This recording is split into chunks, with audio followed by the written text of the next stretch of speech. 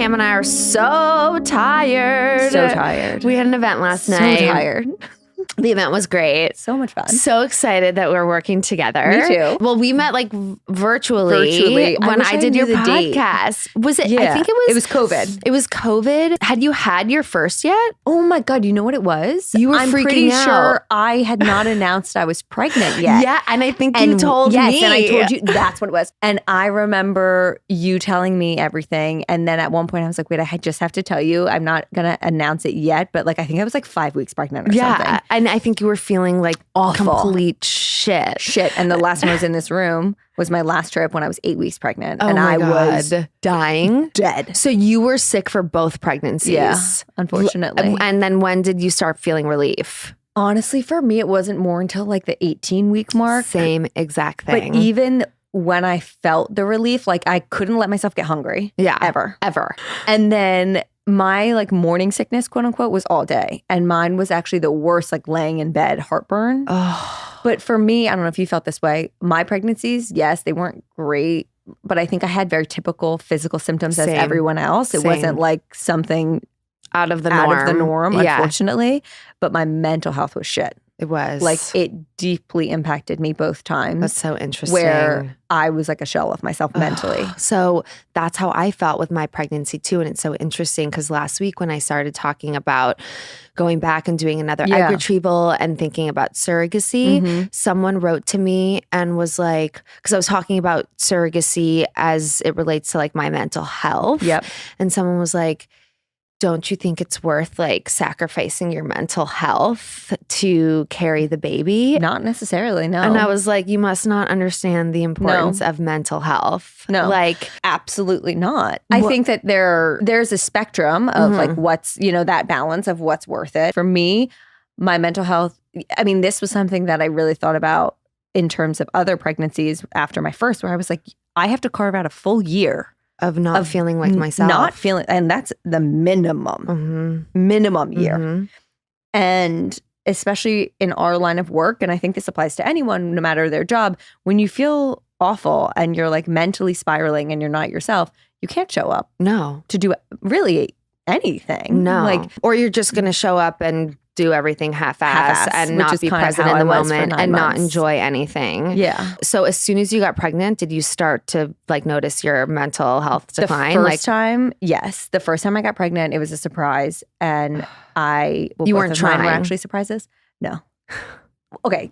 Yeah. Backtrack. Tell us. My first pregnancy, it was the summer of 2020. I had been married for about 2 years. And we were like, I think it's kind of time that like we start having the conversation. We both knew we wanted kids. Yeah. I've had a slew of weird medical stuff. I had mercury poisoning. I've had a lot of like traumatic brain injuries. I've had weird stuff with my gut. So I just went to my doctor to be like, can we just do a blood panel to make sure that I can how I'm doing? Yeah. Because mercury levels specifically are not good at all for pregnancies. What did you get that from, by the way? They think it was from a removal of a amalgam filling, like a metal filling. That's the only thing we can figure out. Like I had such intense gut health issues from 2013 to 2015, like right out of school. It was weird. I had SIBO multiple times. I had IBS. I had shingles. Like weird stuff was happening. And so I went to a functional medicine practitioner and they did like an intense blood panel. And my mercury, they like to see under, I think it was like 11 and it was at 130. It was crazy high. Crazy. So I did chelation therapy, which is like these pills basically. You can do it through IV, but I did it through pill format. You take pills like 3 days a week and it really like strips you of literally everything, but it can't differentiate the mercury from your vitamins and minerals. So it's depleting. So then you have to take like the other 4 days, these like intense supplements, and you do like infrared saunas like 3 times a week to get it all out. Oh my God. Yeah. So I did that. Yeah. Yeah. I think back on it now and I'm like, that was kind of crazy. Yeah. But I did that and it went down. Okay. So anyway, amazing. I wanted to get my blood work done to confirm that we were still low. Yeah. Before we did anything. And my AMH level came back at like a 0.08. Which is technically, what? It technically measures, I think it's the amount of eggs you have or something. Okay. Yeah. And it came back in the infertile range. And my doctor was like, I kind of want you to just get this checked with a fertility specialist. And I was like, okay, what? Like, we haven't Did you freak out? So I went to a fertility specialist and it was COVID. So I did my blood and then we had a phone call. And she basically was like, you're going to have to do IVF. You're not going to be able to get pregnant. And I was like, what the actual F is happening? Like, I wasn't even trying at this point. Yeah. So I was like really thrown. Of course. I remember you were going to go in, simple check. Let's just make sure, get the green light that we can start trying. And I feel almost guilty when I talk about this because then it ended up not even being anything. But I remember like going upstairs to my husband, hysterically crying, being like, I don't know what I was just told, but I guess we're going to have to do IVF. Let's get a second opinion. And in that week, I was like, well, if we have to do IVF, I guess we don't have to pull out anymore. You just got pregnant. And I got pregnant. And what did you ever tell that doctor that told you that? Maybe I sure did. And what did they say? Her and she was like, oh, and I've had so many people message me. Yeah. When I share the story, being like, this same thing happened to me. And I always say this because if I'm not saying that like, don't listen to the numbers and all of that, but AMH specifically is not necessarily like the telling sign. Okay. Because I've had a lot of people message me being like, wait, same thing happened to me. Went through a whole spiral, starting the IVF process because that's what you do what you're told. Of course. And I remember her telling me like, well, after this delivery, you should still do it because you're not going to be able to get pregnant a second time. Oh my God. I'm dying to know who this doctor is. Okay. So then you get pregnant and then. When I got pregnant, immediately I had been on this trial period of going off my anxiety medication because I was on a medication. Like an antidepressant or like just an. Okay. I was on amitriptyline, which is not as common of a medication, but it helps with concussion symptoms. Okay. So I was on it to help with my anxiety and recover from my most recent concussion at that time. And they didn't want me on it eventually when I got pregnant. So my doctor was like, before you start trying, let's go off. Okay. See how your baseline is and then go on something else if you need it that would be safe to be on while you're pregnant. So I was in this trial period of not being on anything. And then when I got pregnant, it was like, my anxiety was the like, hormones. the feeling of the buzz where like nothing's even happening. You're just laying in bed and there's just a buzz of like, you could run a marathon. Yeah. And that's how I felt. And it wasn't even anxiety of like, is my baby okay? It wasn't anything that. It was just this buzzing. I felt like I could climb walls. And I immediately got set up with a like perinatal, prenatal, postpartum focused psychiatrist. Okay. And went on sertraline. And that was in 2020. And I've been on it ever since. And I haven't even heard of sertraline either. Well, Zoloft. Oh, okay. It's just generic. Like generic. That's the same. Yeah. I'm on like generic for Lexapro. Right. Yeah. I mean, it's so interesting. And that's something that you can be on. And I'm assuming you stayed on that for your second pregnancy. I stayed on it for both my pregnancies. Yeah. And we've like played around with the dosage.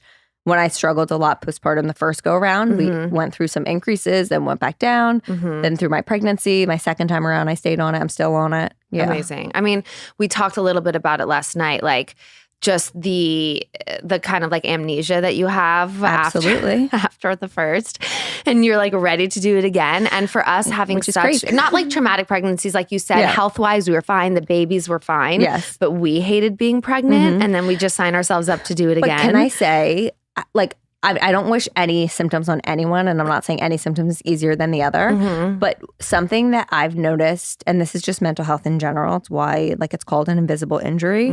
I felt this way a lot after the concussion I had, because if I had like broken my legs or something, there would have been more, I don't know who I necessarily wanted support from. Like all of my people in my life were supporting me, but I just feel like it would have been taken more seriously. Maybe I feel that way about the corporate job I was at that time. But I feel that way also with pregnancy, because if you're not like in barf bags, people are like, oh, well, you're fine. If it's not something like physical that people can see it, then it's hard for them to have empathy. So it's hard to explain like what is happening in my brain and how difficult that period of time was. Yeah. I mean, I remember after having Sunny, feeling so low and having also all of these like weird visions of like walking in and him being like laying on the floor thoughts? with the nanny, like head like exploded. Yeah, crazy thoughts. And so I call my doctor and I'm like, something's going on. I'm not feeling right. And I don't want to simplify the conversation, but she basically goes like, well, do you have thoughts of like harming yourself or harming your child? And I was like, no, it's not like at that level. And she was like, okay, well then just give it time. Like you're fine. And I was like, no. Why does it have to be so extreme? Like, we increased my dosage because I had such bad postpartum anxiety with intrusive thoughts. I would see these things where like there was no doubt in my mind that they were happening, even though they very much weren't. And again, you talk about like harming yourself or harming your child. It was never something I wanted to do, but I would envision walking through a doorway and smacking his head into the door or dropping him on a marble countertop or like I couldn't go near a staircase. Are you kidding me? Okay. And like I'd wake up and I'd be flipping the sheets off the bed and he didn't even sleep in our bed. Like he was sleeping in the bassinet next to us. He was never in our bed, but I would wake up convinced he was in there. Oh my God. It's really real. Really, really real. So do you remember, besides obviously like working with the psychiatrist and upping your medication, what were some of the other things that really helped you like get back to baseline? For me, around intrusive thoughts, a big thing was saying them out loud. Because I feel like when you keep things in your brain, it just spirals and can get so much worse. So true. And I kept reminding myself of something my therapist told me where she was like, this is just imaginary. It's not reality. And your brain is just preparing you for worst case scenario. Like you are safe. And so I would literally say to my husband, like, oh my God, I am seeing XYZ. XYZ. But like this. Yeah. And then I would say to myself, like, I am safe. My baby is safe. This is not reality. And I then would try to do whatever like that was hindering me from doing. That was helpful in terms of like the anxiety aspect of postpartum. When it came to like the depression side of things, the first go around, I really focused on like what are little things that I can do for myself. Because I don't know if you felt this way with Sunny. Like I leaned so hard into just giving everything, which you feel like you need to do. Completely. But it's so true. You cannot fill from an empty cup. You cannot. Like I was so depleted. And for me, I had been stripped of like so many things that I was focused on implementing for my mental health before having a kid. Like I had a whole routine in the morning. I did all these things and then they all just went out the door. Of course. And my routine will never be the same as it once was. Right. Like, we have to be at peace with that. You have to accept that. It just is what it is. And also, I didn't probably need as intense of a routine as I had. Like finding the little things. Like I'm that annoying person that's I wake up before my kids, but I have to. Like you set an alarm too? Absolutely. I wake up an hour before my children every single day. Oh my God. No questions asked. And when the alarm goes off and you're like, I'm getting up. I'm like, that's my time. And like, I need that moment for myself. So I'll meditate for 10 minutes. Like every once in a while, I'll journal if I feel pulled to it. Yeah. I cross stitch now. I love cross stitching. That's amazing. Just to get my hands Paige off of it. Loves it. Wait, I have to talk to Paige. You have to talk to her. She doesn't do it now, but she used to be obsessed with it. No, it's like this weird thing she did all the time. My life. I started doing it a month ago. Cute. Because I have ADHD hands. Okay. I need to keep you them need busy. to be doing something. And if I'm just, the other thing I try to do is like 5 minutes of just silence. I'm not meditating. Yeah. But I sit on my couch and I'm not allowed to do anything. I'm not allowed to listen to something. Yeah. I'm not allowed to look at my phone. I just have to like literally just sit. I think that's a really good way for people so hard. Yeah, it's so hard, but it's like a good way for people to start with meditation. Like Yes. I know when I started with meditation, I was so intimidated by it. Like I thought I had to be laying there for 40 minutes. Like I was like, oh my God, what is this? And then I realized I now have the Calm app and can do the guided meditations, which I love because sometimes the silence is too hard for me and I'm a sucker for like a good lesson of the day, you know? Like, and I think like finding those small things. Yeah. Like literally, to be honest, when people are like, how do you wake up? I wake up early so that I can have my coffee and take my morning poop in silence. Yeah. Like, I'm not kidding. That's why, if we get to it. And that's like, reason to enough. just have a minute by my fucking self. So that's like huge for me. And that was what I started doing. Again, like you have to assess. When my baby was not sleeping, I wasn't doing this. But once we started to like get a little bit more time of sleep, and I used to like put on my headphones in that time period also. And I had this playlist that I would put on and just dance like a fucking lunatic. So fun. Because I'm like, you just need to be like try to find the little things that can choose joy. And yeah, I mean, those are the things that really helped me the most in addition to medication and like professional help. Right. And talking to people and like remembering that it's not permanent. It's so true. I try to tell everybody that everything is a phase. Everything's a phase. Wait, so tell me, you said, and I don't even think I realized this, but you were working in the corporate world. Yeah. Like how long ago? And tell me about the evolution into this. Graduated college in 2013. Okay. Going back, when I was in college, I really wanted to do like sports broadcasting. Okay. I can totally see that for you. Thank you. Yeah. I played sports my whole life. I played in college. Is that why you had so many concussions? Yes. I wish. I'm like, we need to get back to that. Well, okay. Sidebar. Yes, 4 of my like concussions were sports, but honestly, the 2 worst ones were non-sport related. The first one was when I was in 6th grade, and I was like this cocky little shit that told everyone I could do a back handspring when like I absolutely couldn't. Yeah. No idea why. You've never done one in your life? Nope. The night before, my mom's best friend had like lifted my like 60-pound body into a flip. And so I got to school the next day and I was like, hey everyone, I can do a back handspring. Oh my God, Dad. Circled up. It was on cement floor with like the thinnest rug and I just straight up dove onto my head. Oh my God. So like immediate ringing, throwing up everywhere, 2 black eyes because my brain hit the back and came forwards. Like bad. It was awful. Then sports. Okay. Then I got hit by a car in New York. Oh my God. And so that was the most recent one. As a pedestrian? Really messed me up. Yeah.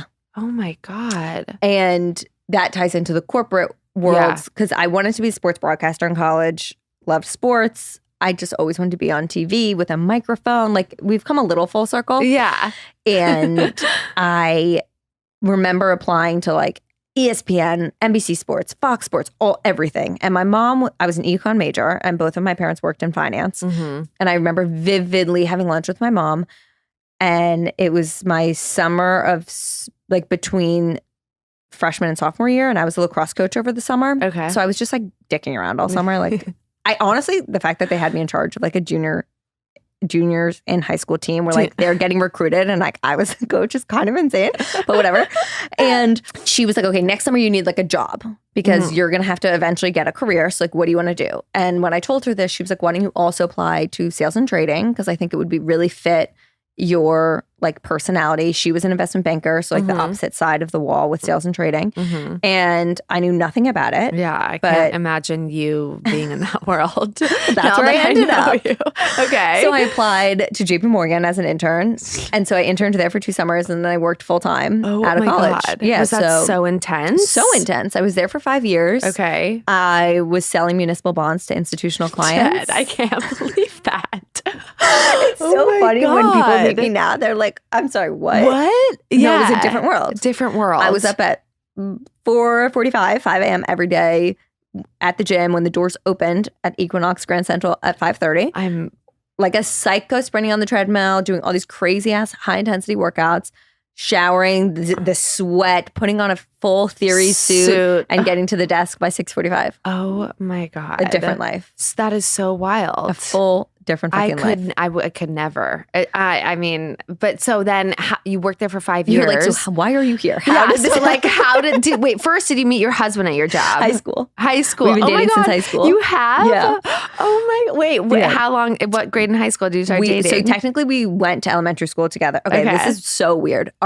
My parents are high school sweethearts.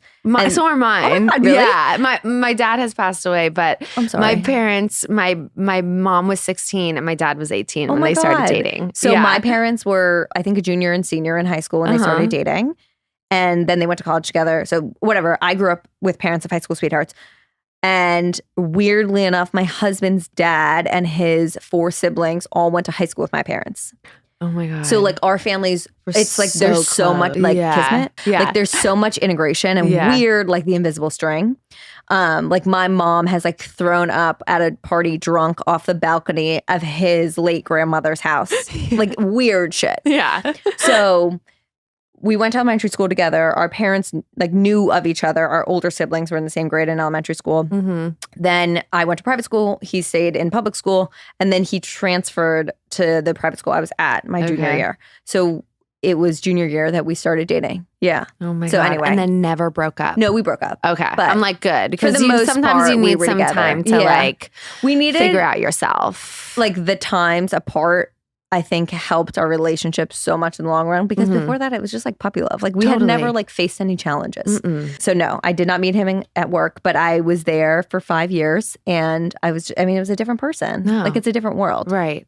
And then, so what made you want to stop? So I was dealing with all these digestive health issues to bring that back around. And all these doctors were like, you need to go on a low FODMAP diet, which is like cutting out all of these ingredients. It was before it was like kind of well known. It was weird. I was basically off garlic and onion for like a full year of my life. Yeah, which my is best friend just had to impossible. do that because she's been so nauseous in her pregnancy, and she did that, and it totally helped her pregnancy. I mean, changed so much for me, the garlic and onion thing. Sucks, but garlic and onions like. I actually am like disgusted by raw red onions. Oh, really? Like, I think that's so foul. I'm like recently gotten into that as an adult. Like, my husband is like, you actually, like, it's blasphemy how that much they're you hate in a them. salad or a sandwich when like you're kind of the minority. Yeah, kind of. But I think it's crazy that someone would put it in a salad or a sandwich. That's so funny. So I was dealing with all these digestive health issues. My credit card bill was insane because of all of my like lunches and dinners and takeouts in New York. And I grew up like loving food, but we never were that like family meal. My mom hates when I say this because she's like, I cooked you dinner. But like we ate out of Tupperware in my mom's Suburban going from practice to practice. Like I was one of 3 girls. We all played sports. It was chaos. It's not to discredit her. It's just that was our reality. Of course. And my dad worked until he came home at like 9 p.m. Yeah. So I never grew up cooking. And neither did I. I started once I graduated and was living in my own apartment, and I was trying to save money, and then I was done with these ingredients and all that stuff. And I would send my friends photos and they would be like, oh, where's the recipe from? This feels like a different life. Because then I'd be like, oh, I just kind of made it, whatever. So I started this Instagram, Freckled Foodie. Yeah. Where you would have no idea who I was. Like my face was never on it. So you didn't want to be front facing at all? Not at all. That was like I was from so the embarrassed. beginning. Yeah. I didn't want anyone at work to know it was you like doing they knew I had an account, but like I didn't want my clients to ever, I don't know. I felt weird about it. I totally get it. I would meal prep like every fucking meal. I also was like dealing with some orthorexia at this time that I don't think I knew. Okay. But I cared so much about everything that went in my body and like I couldn't really eat less anymore. But I was meal prepping every morsel of food for the week. And then I would send a menu to my friends and they would tell me what they wanted. So Saturday I would spend the entire day at like Trader Joe's, Whole Foods, whatever. Sunday I'd make all of their meals. I will sometimes get these time hop photos and I'm like, what was I doing? They would all come to my apartment and pick it up for free. For free. Diet. I would like split up the cost of groceries. That's it. You're so motivated. I was a little psycho. I don't know how to chill. No, I'm like, I'm not surprised by that, but also like you are so chill at the same time. Like your personality is chill. This is something that's so interesting to me. People keep telling me this word, adjective. Yeah. And like if I tell my sister or my husband people or say anyone that you're that chill. people refer to me as chill, they laugh in my face. I think it's more like, well, I'm getting to know you more now, but it's more like when I hang out with you, I feel like you're chill in a way where like you're non-judgmental and you're a chill person. You have a chill vibe. Yes, you don't need to be. Agree with like, that. I feel like I could come over to your house and we could just chill and watch TV. Okay, like so that's this. Yes, Absolutely. But now I'm kind of learning a little bit more. My work side is a little different, but I will say like, so for me, like my biggest thing is if you're coming to my house, like I'm not like the house is not going to look any different than what every other day. Good for you because I don't even want to invite people over if my house is not I don't immaculate. even care. I do not care. Literally, I need to like, release that's that. never even crossed my mind. And like my mom was like that, and maybe that's why because like it was like the spiral of insanity before people came over, and. Like if we're having dinner and we order pizza, like the pizza and the salads are being served in the pizza boxes and like salad that's containers. Chill. Like we are chilling. Yes. So in that sense, absolutely. Yes. With work, I think it's been a journey for me to let go of the perfectionism, the competitiveness, the comparison, the like need to be the best type A. And I think I've gotten much better. But I have a very hard work ethic. So I think that's kind of just stuck with you. Yeah, absolutely. And I don't want to lose that. But I was doing all of these things. And then like on the weekends, I think this is like the craziest. On the weekends, when I was still working my insane hours, I would go to my parents' beach house at the Jersey Shore and I would set up these stands on the street where like everyone walked, the main walking street in the morning. And I would spend all day Saturday making like breakfast things for people. And then on Sundays. And selling it or just giving it? No, I was giving it away at first. And the police one time tried to shut me down because I didn't have like a food permit. And then I was like, I'm sorry, there are lemonade stands every block. Why am I any different? Because I'm older? What if I was 6? Like, no, I literally took my dad's like Defender out. I would set up all these coolers. I had a banner, like crazy. I'm dead. And this woman was walking. I will never forget. And she saw the cops talking to me. And she was like, well, I have a store in town and I technically have license to sell food. Why don't you set up on our front porch every morning on the weekends? So I would do these breakfast sales on their oh my God. Crazy. What were you making? Like breakfast smoothies, sandwiches? Parfaits, overnight oats, like egg muffins. Oh my God. Yeah. And so this is why when I eventually, to fast forward a second, and land this plane, I did get hit by the car and I was on disability from work. Okay. And during that time, I had this realization of like, life's really short. I have no responsibility at this time. I'll never be this young again. Mm-hmm. Like the corporate world is always waiting. Like it's always there. I can go back. You can go back. I come from so much financial privilege to be able to take this leap of faith. Like I think that's very important to acknowledge. So why not try? Right. I tell people that, and some people looked at me like I was crazy because I was not making a dime on my account. I had I wish I knew the number, like 5,000 followers. Like it wasn't something that I was like, I'm making so much money now I can leave. But I good remember, for you, because that's even harder to take that step, you know? But this was back to the work ethic. Like I sat down and I built out this entire business plan of like what I'd be doing and how I would do this. And I remember sitting down with my then fiance, now husband, and like getting his opinion, because obviously that's like a now joint decision, and telling my parents. And they were all like, we see you work like a psycho for nothing. So like you're not someone that's going to quit your job and just lounge around all day. So do it. Do it. And so when I quit, I was actually meal prepping for people in their home. Okay. Like running around the city like a psycho, getting like the groceries. Private chefing a little bit. Yeah. For like kind of like C-list celebrities in New York. Okay. And it was great. I just mean like they weren't like they weren't celebrities, but they were like kind of famous. Yeah, I get it. So, but that was probably really cool for you at that time. It was, and it was such a learning experience. And it also very much made me realize I don't want to do that. Yeah, you don't want to work with C-list celebrities. No, I don't want to be like I'm joking in the service industry and client facing, and like I didn't want to eventually have like a team doing that with me, so it was not scalable, and like I just didn't, it wasn't for me. You weren't passionate about it. Yeah. Basically, I was like, I did it for 6 months, and I was like, I left a job that was super intense where I was making a ton of money to this that I don't necessarily enjoy that much more, and I'm making way less money. So like, what can I do that I will actually enjoy, and what part of this leap of faith that I took do I enjoy? And that was the content, because at that point I had become like forward facing in the sense that I was sharing myself and your my recipes. mental health. Yeah. And so then naturally it's just like transitioned to more mental health and motherhood, because I've transitioned. So when you first started putting yourself out there, how was that for you?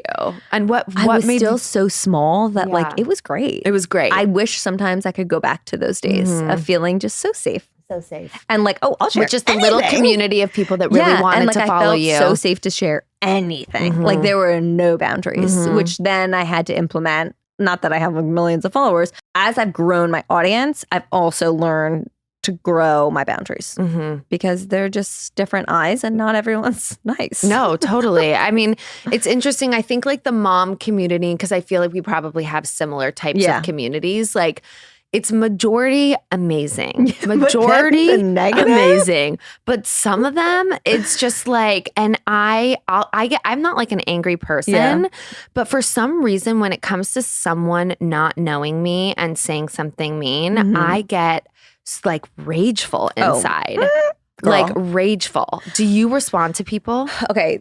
So I naturally am a combative person. Like growing up, my sister would always be like, if people get on the wrong side of you, like watch out. They should be terrible. Like that was just who I was. And I don't like that about myself. Like I wish I wasn't naturally combative, but I am.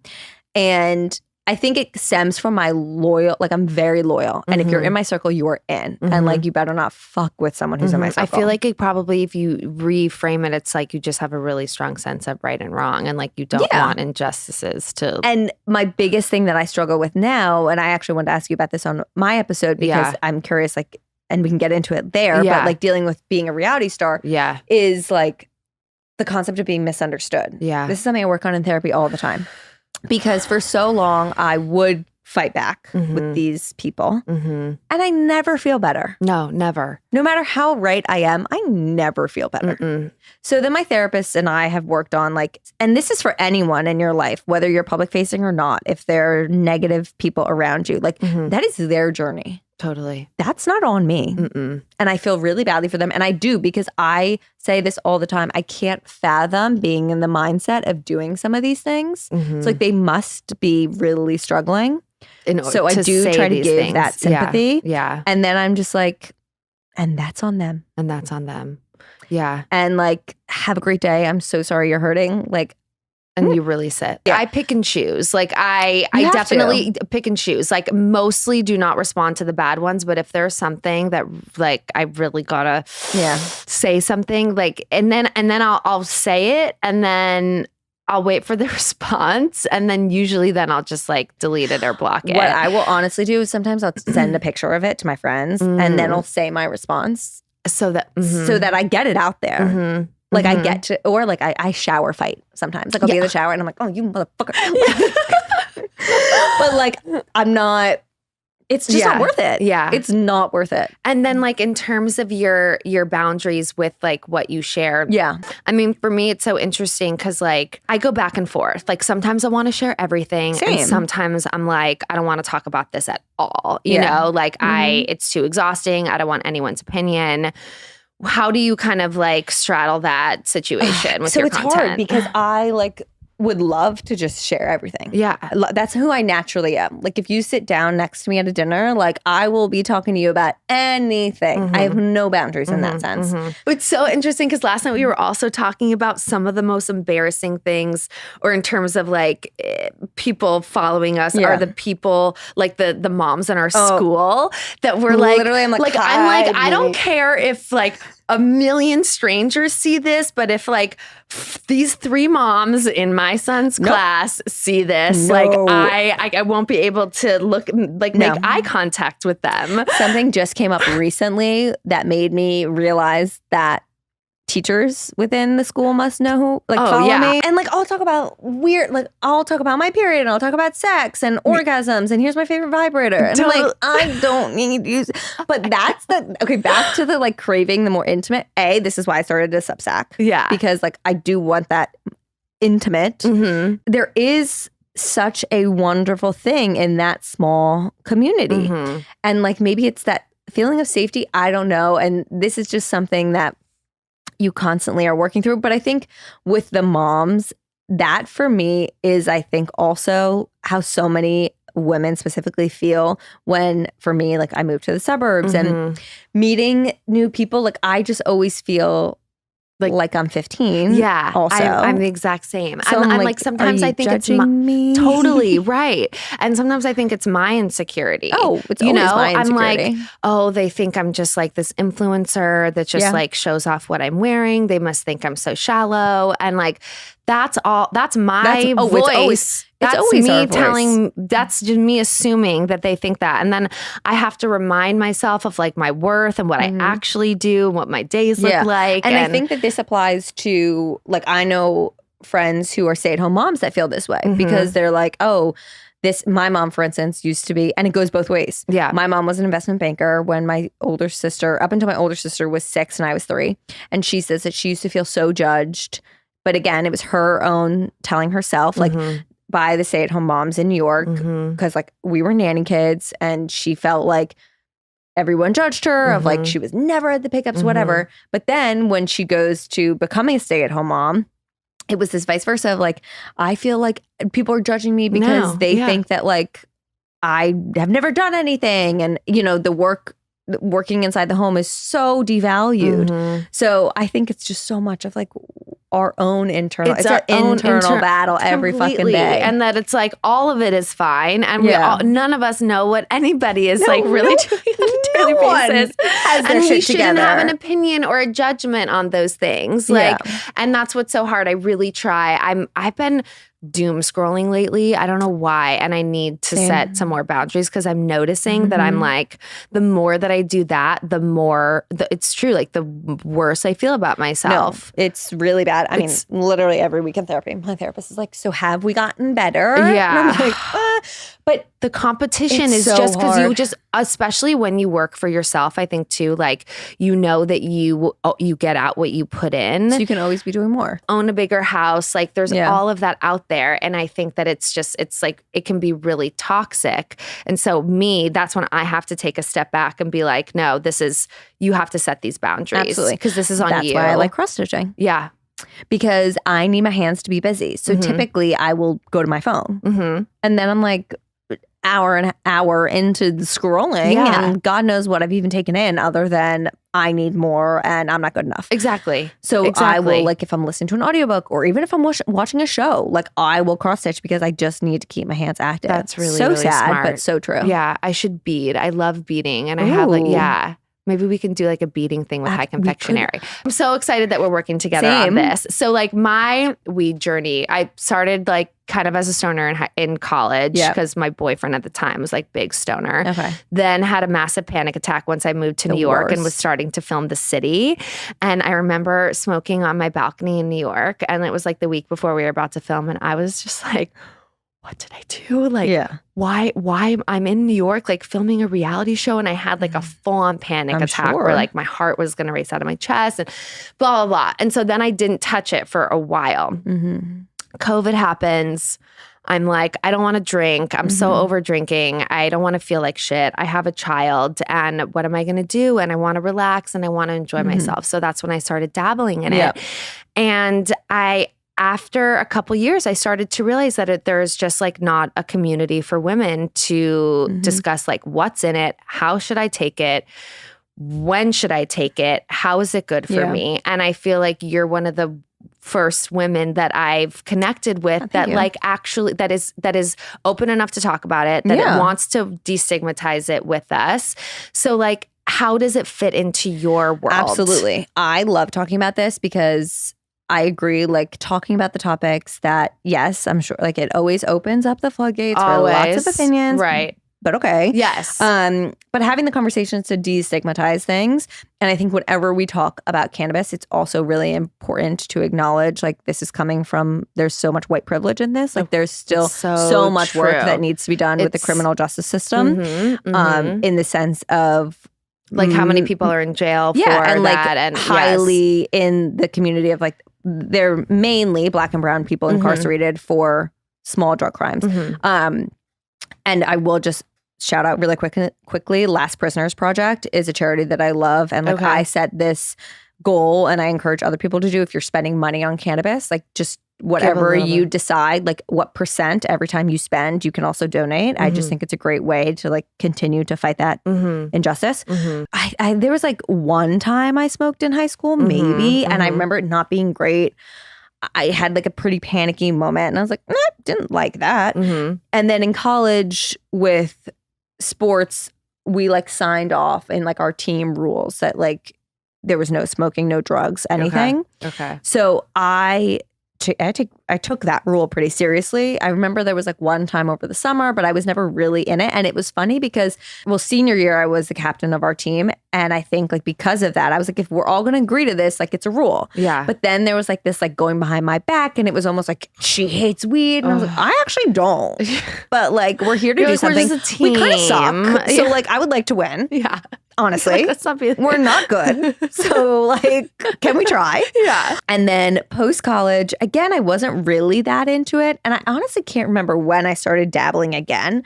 But for me, I just enjoy it so much. And right now, like in this stage of life, I haven't drank in 2.5 years. Oh my God, good for you. Yeah, I didn't know that. I have no interest in it. I hate it.